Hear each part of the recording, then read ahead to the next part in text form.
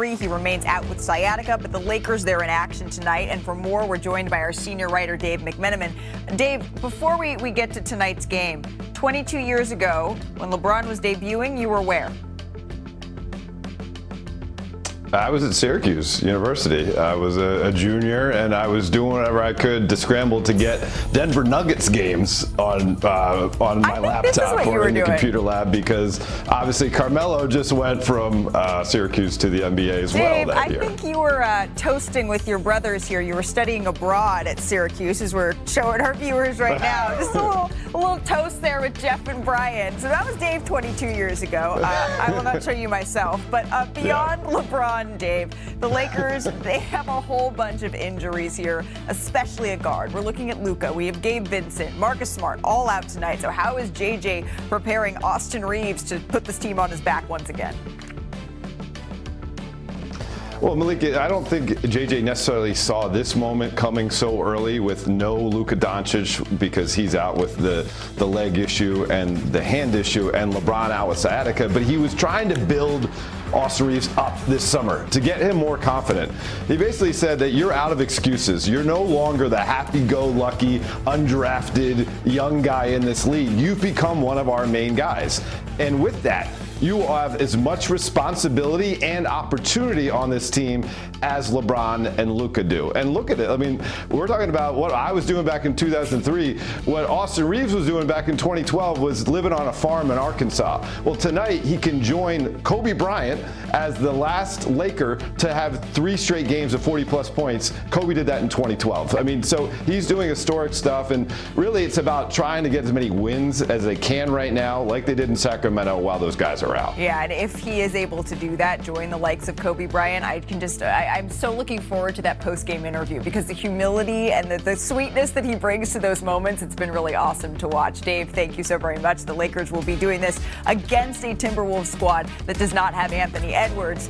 The Celtics, though, before then host the Cavaliers at 7 o'clock, and then you get that Minnesota Lakers game. Ernie, Kenny, Charles, and Shaq, they're back. They tip off our coverage. It's at 6 Eastern. The real question, though, is which of these teams will make Brian Windhorst Tower of Power? That sounds like a job for Wendy's Tower of Power. Oh, that's interesting. I'm palming the ball. Number 5, 4, 3, 2. Number 1. I say it in a voice. Tower of Power. Tower of Power. Starring Brian Windhorst. Well, Malika, I was working that night in Sacramento while Dave was drinking, so just let that be noted. All right, number 5, we're going to start with the undefeated San Antonio Spurs. Sneaky big game tomorrow night, Heat at Spurs. That could be real big. Obviously, Victor Wembanyama is playing great. Number 4, Cleveland Cavaliers. I'm going faster than you can even run the highlights. Cleveland Cavaliers, Donovan Mitchell averaging over 30 points a game early going with Darius Garland out. They're going to need a little bit more offensive balance, but defensively they've turned it up. They're off to a 3-1 start. Number 3, Golden State. Impressive victory last night. The fewest points they've given up in almost a decade. 79 points to the Clippers. Great defense from Jonathan Kuminga in the early going. Number 2, and I know this is where it's going to get surprising, the Denver Nuggets. I know you may say, why are there not other teams that are undefeated up here? Because Jamal Murray and Aaron Gordon look so good. And number 1, it's going to take a lot to unseat the Thunder. And I certainly can't when they're off to a 5-0 start. That was probably the fastest windy tower of power that we have ever seen. Wow. Let's see how Brian's list compares to our panel of experts. The Week 1 power rankings. This is according to ESPN.com. Brian, they're with you at the top. Then things, similar teams, except for you have the Spurs and they have the Knicks. Did Kirk put this list together? The Knicks are 2-2. No, I didn't, Wendy. I'm actually on your side. I think I will replace Thank you, sir. the Nuggets and put them at number 5. I will put the Spurs at number 2. I'm surprised there's no Philly in there. Philly may be honorable mention, knocking on the door. Hey, with Giannis, the king of Milwaukee, who took on the New York Knicks last night. Remember, there's been a lot of conversation about New York and Giannis Antetokounmpo. So early on, the play that had people talking, the Euro step that started in Asia, Giannis off glass. Shout out Rich Eisen for that one. Was that a travel? Refs didn't call it. They didn't call it, so it wasn't a travel. All right, well, New York, they scored 71 in the first half, 45 in the second quarter. Their second most in any quarter to start this last season. Third quarter, though, this is what Giannis does. Excuse me, OG. Get out the way, little guy. I don't even think he said excuse me on that one. And this was just a theme all night long. A block there going the other way. Look at those first 3 steps. Boots to the wood. Gary, come here. Snatching the screws out the rim. Let him know. And look what he says after. He says, "This is my city." He lying? But gentlemen, another big piece for the Bucks was Ryan Holland. So let's get to know Ryan a little bit. He played 2 seasons at Toledo as an all-league guard. He was drafted by the Hawks in 2022, traded to Golden State, the Warriors dealt him to the Wizards, and after being waived by Washington, he signed a 2-year, 2-way contract with the Bucks, which brings us to this corner 3 He's a last journeyman. night. Gotta love it. He was huge for them. All you need is an opportunity, and he was outside of Giannis Antetokounmpo. Yes, he was scoring points. Before us being a playmaker and primary ball handler, he picked up some slack that was needed for the Career club. night for him, 25 points, 4 steals. Not a career night for Karl Anthony Towns. He finished with just 8 points on 2 of 12 shooting, his worst field goal percentage in a game in his career when he took at least 10 shots here. So to the fourth quarter we go. Kuz. This was still a game here, Danny. Yes, I give a lot of credit to Kuz guard and Karl Anthony Towns, making him frustrated. But look at Giannis. Sliding those puppies. Sliding his puppies, staying in front of Jalen Brunson. Easy deuce. Brunson did all he could. He finished with 36 in this game. 3 minutes to play. The Bucks up 4. Giannis hitting a little Dirk fadeaway there. The bad work.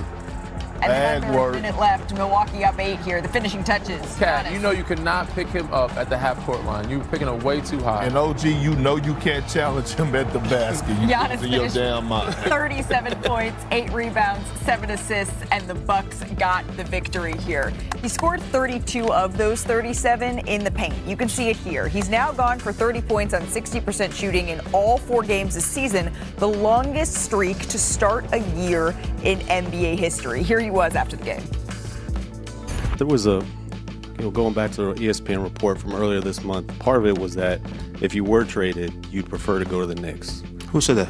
It was an ESPN report that changed. I don't read that. I was wondering if that is true, and if it is or it's not. Okay. I don't remember that. Right now I'm here representing my team, and that's it. We beat the Knicks, so doesn't really matter. What matters right now, we have a game 2 days against Golden State. Try to stay locked in and get 2 in a row. But I didn't read that article. Try to stay away from all that rumors and I don't know how you call it, speculations and trade and all this. It doesn't concern me one bit. I try to involve myself and try to help my team win games. Well, he did that last night. They won the game then. Perk, what do you make of those comments?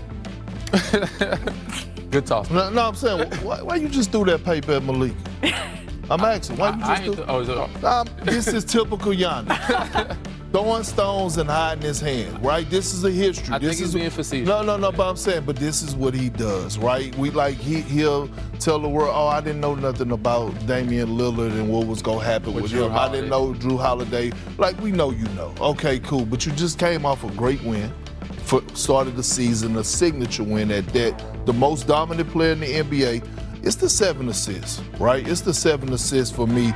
Him leading the charge, being that point forward. Malika, you pointed this out before we came on the show.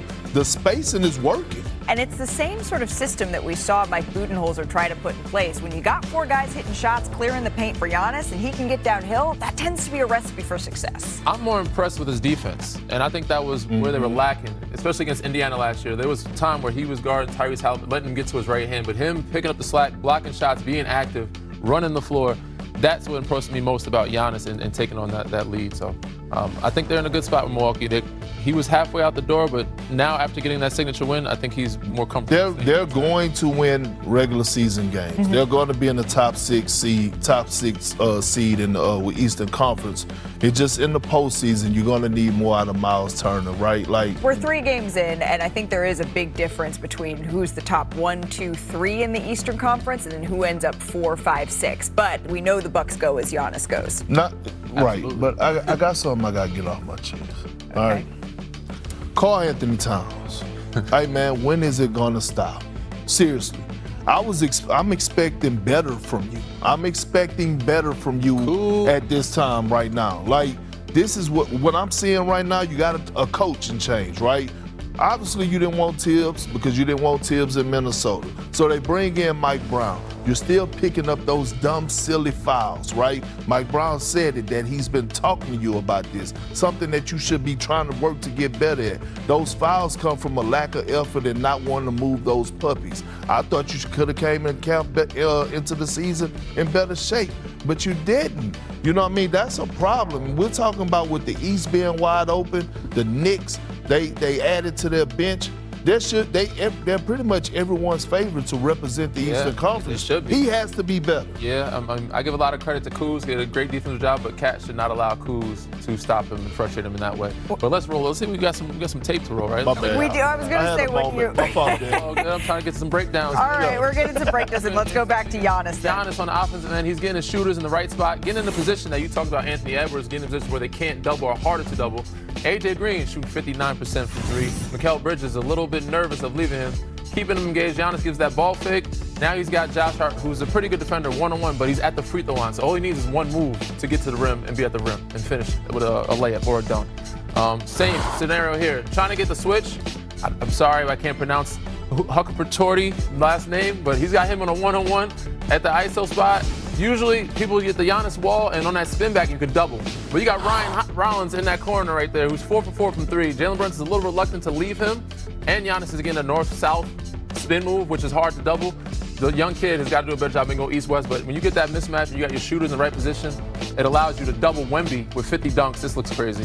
Wemby's got 25, SGA, 25 layups and dunks this season. Giannis has doubled them at 50 at the rim. That's called grown man basketball, right, Perk? And then when you're talking about Karl Anthony Towns, when you're seeing that on the other side, it should make you kind of want to raise your game, right? Coming up here on NBA Today, let's the draft sound to respond. Sound good? All right, let's start with the Thunder because they're 5-0, and this stat is incredible. They've already played 35 clutch minutes this season. That's the most in the NBA. And last year, when they were blowing out teams, they played just 66 clutch minutes the entire season. Perk, what's this tell you? Tell us that we might see a team repeat for once. They are deeper than the Pacific Ocean, led by SG.